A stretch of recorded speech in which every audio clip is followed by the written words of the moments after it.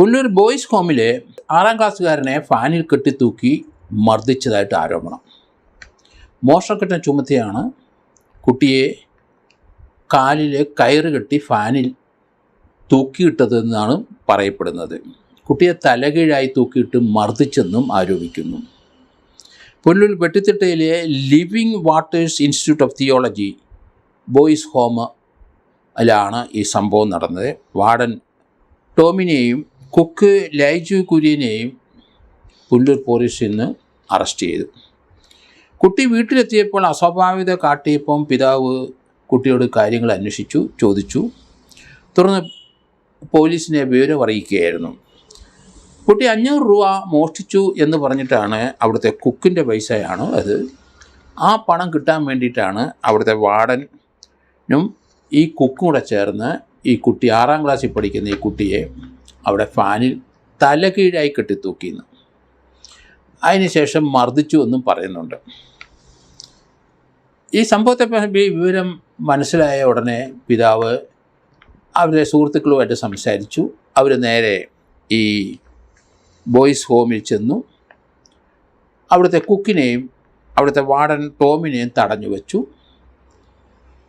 ആ വിവരം അവർ പോലീസിനെ അറിയിക്കും. പോലീസ് അവിടെ വന്നു. പോലീസ് ഈ കാര്യത്തിൽ കുട്ടിയോട് ചോദിച്ചപ്പം കുട്ടി പറയുന്നത് അവർ തല കീഴായി കെട്ടിത്തൂക്കിയിട്ട് മർദ്ദിച്ചു എന്ന് തന്നെ മൊഴി കൊടുക്കുകയുണ്ടായി. കുട്ടിയുടെ മൊഴി അവിശ്വസിക്കേണ്ട കാര്യമില്ല. മൈനറാണ് കുട്ടി, 6ാം ക്ലാസ്സുകാരനാണ്. പിതാവ് പറയണത് വീട്ടിൽ കുട്ടിയെ നോക്കാൻ ആരുമില്ല, അതുകൊണ്ടാണ് ഞാൻ ബോർഡിംഗ് സ്കൂളിലാക്കിയത് ഈ കൊച്ചിനെ. ഇതുപോലെയുള്ള കുട്ടികളെ സ്കൂളിൽ അയക്കുന്നതും ഒക്കെ ഇവിടുന്നാണ്.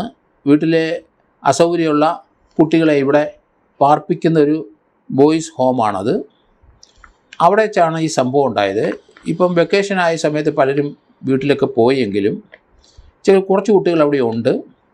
ഈ ഒരു കുട്ടി വീട്ടിൽ എത്തിയപ്പം വല്ല അസ്വസ്ഥതകൾ ചില കാണിക്കാൻ തുടങ്ങി. അവനൊരു പ്രത്യേകത എന്തോ കാണാൻ തുടങ്ങി. എന്താണ് കാര്യമെന്ന് പിതാവ് മാതാവും കൂടെ കുട്ടിയോട് ചോദിച്ചു കഴിഞ്ഞപ്പോഴാണ് വിവരങ്ങൾ മനസ്സിലാകുന്നത്.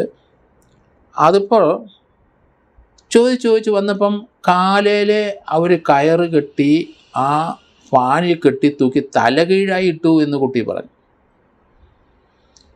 കുട്ടിയുടെ പിതാവും മറ്റുള്ളവരും ഇവിടെ പോയി തടഞ്ഞു വെച്ചിട്ട് പോലീസ് വന്ന് ഇവരെ അറസ്റ്റ് ചെയ്തു.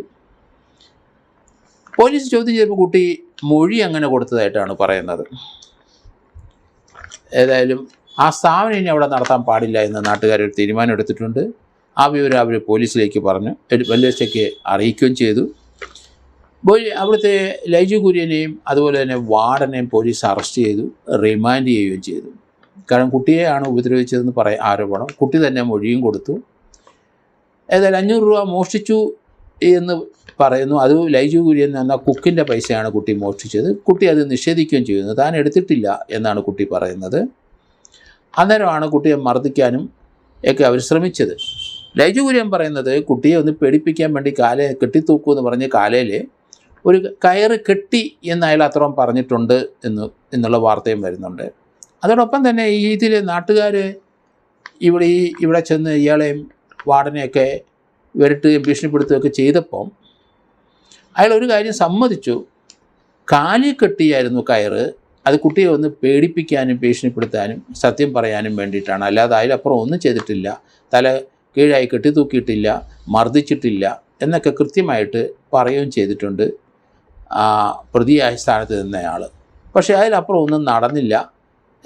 ഇതൊരു ഭീഷണിയുടെ സ്വരത്തിൽ കുട്ടിക്ക് ഒരു പേടിപ്പെടുത്താൻ വേണ്ടിയിട്ട് മാത്രം ഇത്ര ഒരു കാര്യം ചെയ്തു എന്ന് പറയുന്നത്. പക്ഷേ അത് വാർഡൻ അംഗീകരിക്കുന്നതിന് വാർഡൻ അത് കണ്ടോ ഇല്ലയോ എന്ന് നമുക്കറിയില്ല. 500 രൂപ മോഷണം പോയത് അവിടുത്തെ കുക്കായ ലിജു കുര്യൻ്റേതാണ്. അയാൾ വെച്ചിരുന്ന സ്ഥലത്ത് നിന്ന് പണം ഈ കുട്ടി മോഷ്ടിച്ചു എന്നാണ് അയാൾ പറയുന്നത്.